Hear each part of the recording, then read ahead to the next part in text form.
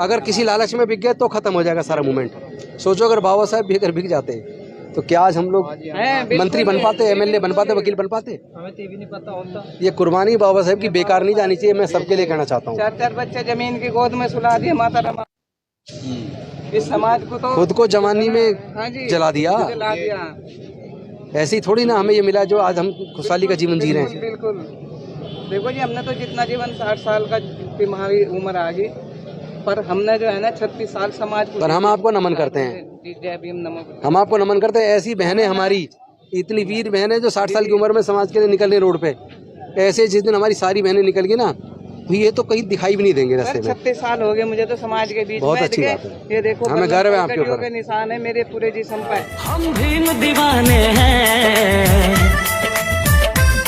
हम भीम दीवाने हैं। और दूसरा हमारा तो भाई तो नहीं हो सकते आप तो।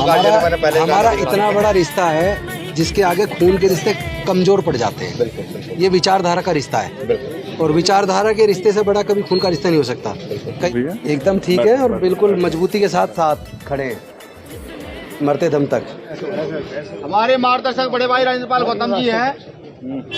ये नाम कोई छूता नहीं है, इस नाम को सब जानते हैं कि ये नाम क्या है, और ये भी सब जानते हैं कि इन्होंने अपने मंत्री पद को क्यों ठोकर मार दी। तो मैं चाहूँगा कि भाई आप यहाँ आए हैं सहयोग में, समर्थन में परिवार के बीच, आप मार्गदर्शन जरूर करें।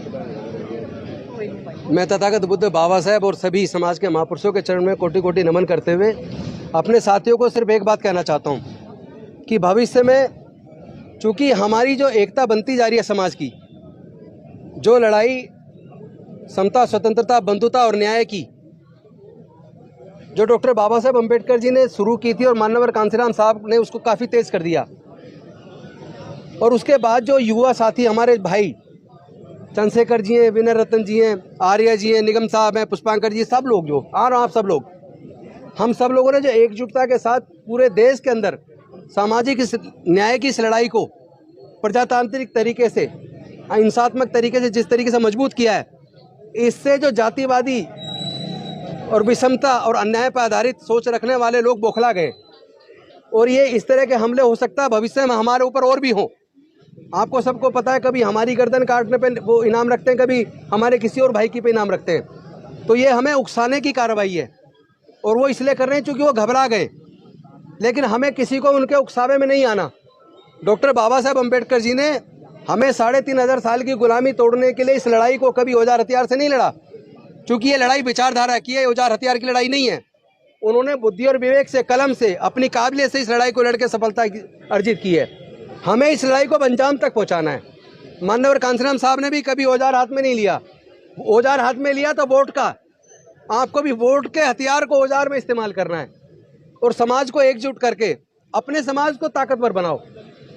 और ऐसे नेताओं को जो संसद विधानसभाओं में जाके गूंगे बहरे बन के बैठ जाते हैं और समाज की लड़ाई को नहीं लड़ते, मैं कहना चाहता हूं चाहे कोई भी पार्टी का नेता हो, अगर हमारे भाई पे चंद्रशेखर पे हमला हुआ है जानलेवा, कम से कम उन्हें निंदा करके सुरक्षा की मांग तो कर देनी चाहिए। उसमें किसी का क्या घट जाता है? अगर इतना भी नहीं कर रहे तो ऐसे कायर नेताओं को देश को जरूरत नहीं है। हम इस लड़ाई को बुद्धि और विवेक से लड़ेंगे, आप किसी उकसावे में ना आए। अगर इस तरह के हमले करके वो हमें उकसाना चाहते हैं कि हम लोग भी उन्हीं की तरह औजार हथियार हाथ में उठाएं, तो मेरा निवेदन है कोई भी व्यक्ति औजार हथियार हाथ में उठाने की बात ना करे, लड़ाई को फिजिकल लड़ाई की बात ना करे।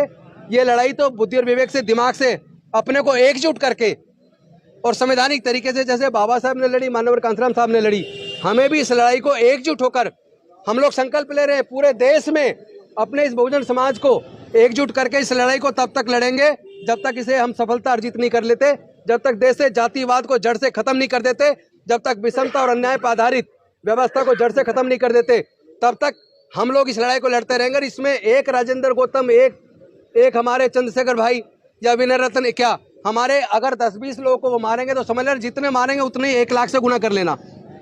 अगर 10 मारे तो 10 लाख, 10 लाख चंद्रशेखर, 10 लाख राजेंद्र गौतम पैदा हो जाएंगे।